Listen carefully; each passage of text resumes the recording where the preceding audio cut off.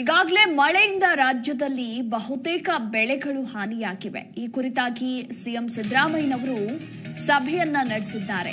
ರಾಜ್ಯದಲ್ಲಿ ಮಳೆಗೆ ಅಪಾರ ಪ್ರಮಾಣದ ಬೆಳೆ ಹಾನಿ ಹಿನ್ನೆಲೆ ಹಿರಿಯ ಅಧಿಕಾರಿಗಳ ಜೊತೆ ಸಿಎಂ ಸಿದ್ದರಾಮಯ್ಯ ಸಭೆಯನ್ನ ನಡೆಸಿದ್ದು ಮಳೆ ಹಾನಿ ಕುರಿತು ಸಮಾಲೋಚನೆ ನಡೆಸಿದ್ದಾರೆ. ಗೃಹ ಕಚೇರಿ ಕೃಷ್ಣಾದಲ್ಲಿ ನಡೆದಿರುವಂತಹ ಸಭೆ ಇದು.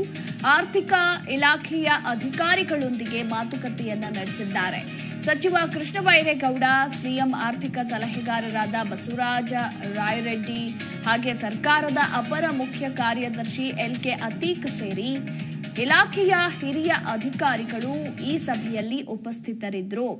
ಮಳೆಯಿಂದಾಗಿ ರಾಜ್ಯದ ಯಾವ್ಯಾವ ಭಾಗದಲ್ಲಿ ಅತಿ ಹೆಚ್ಚಾದ ಬೆಳೆ ನಾಶವಾಗಿದೆ, ಎಷ್ಟೆಷ್ಟು ಎಕರೆ ನಾಶವಾಗಿದೆ, ರೈತರಿಗೆ ಪರಿಹಾರ ಸೇರಿದಂತೆ ಇನ್ನಿತರೆ ವಿಚಾರಗಳ ಕುರಿತಾಗಿಯೂ ಕೂಡ ಇವತ್ತಿನ ಸಭೆಯಲ್ಲಿ ಹಿರಿಯ ಅಧಿಕಾರಿಗಳೊಂದಿಗೆ ಸಿಎಂ ಸಿದ್ದರಾಮಯ್ಯನವರು ಮಾತುಕತೆಯನ್ನ ನಡೆಸಿದ್ದಾರೆ.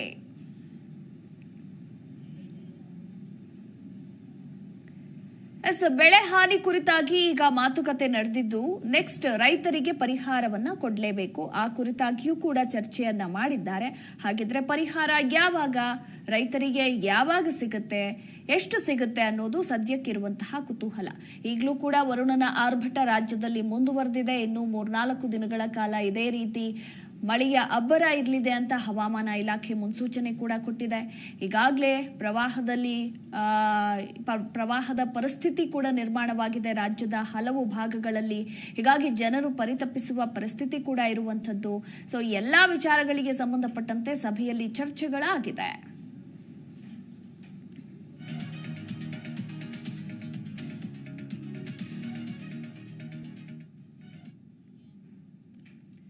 ಇಸ್ರೋ ಇಂದು ಮತ್ತೊಂದು ಕಿರು ಉಪಗ್ರಹವನ್ನ ಆಗಸಕ್ಕೆ ಚಿಮ್ಮಿಸಿದೆ. ಮತ್ತೊಂದು ಮೈಲಿಗಲ್ಲನ್ನ ಸ್ಥಾಪಿಸಿದೆ ಅಂತಾನೆ ಹೇಳಬಹುದು.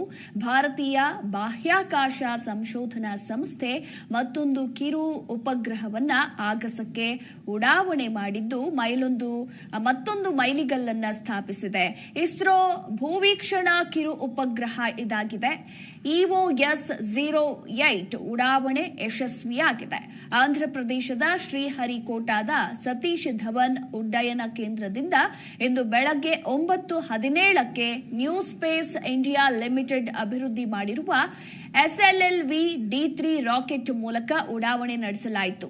EOS-08 ಅತ್ಯಾಧುನಿಕ ತಂತ್ರಜ್ಞಾನವನ್ನ ಹೊಂದಿರಲಿದ್ದು ಮೈಕ್ರೋ ಸ್ಯಾಟಲೈಟ್ನ ವಿನ್ಯಾಸ ಹಾಗೂ ಅಭಿವೃದ್ಧಿ ಮತ್ತು ಭವಿಷ್ಯದ ಉಪಗ್ರಹಗಳ ಕಾರ್ಯಾಚರಣೆಯನ್ನ ಗಮನದಲ್ಲಿಟ್ಟುಕೊಂಡು ಅಭಿವೃದ್ಧಿಪಡಿಸಲಾಗಿದೆ.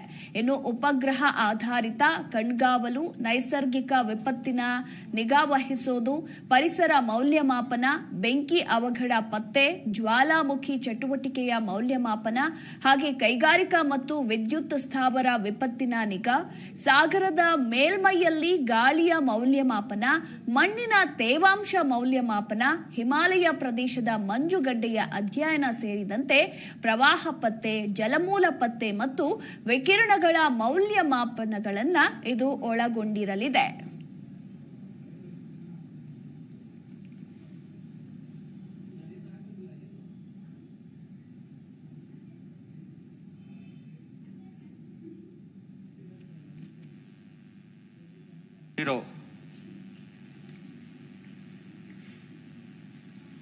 Plus 5 seconds. Normal. Superb liftoff of SLV-D3 EOS-08 mission. Sleek rocket searing through the skies. Zee Kannada news ಈಗ ನಿಮ್ಮ ಮನೆಯಲ್ಲೇ ನೋಡಿ. ಎಲ್ಲ ಕೇಬಲ್ಗಳಲ್ಲಿ ಈಗ ಲಭ್ಯ.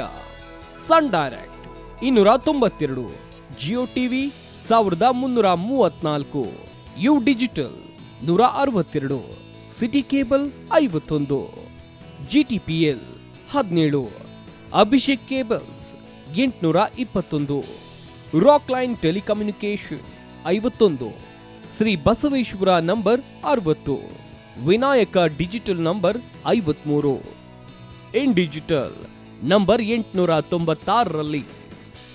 ನಿಮ್ಮಿಸ್ತದ ಜಿ ಕನ್ನಡ ನ್ಯೂಸ್ ನೋಡಿ ಆನಂದಿಸಿ.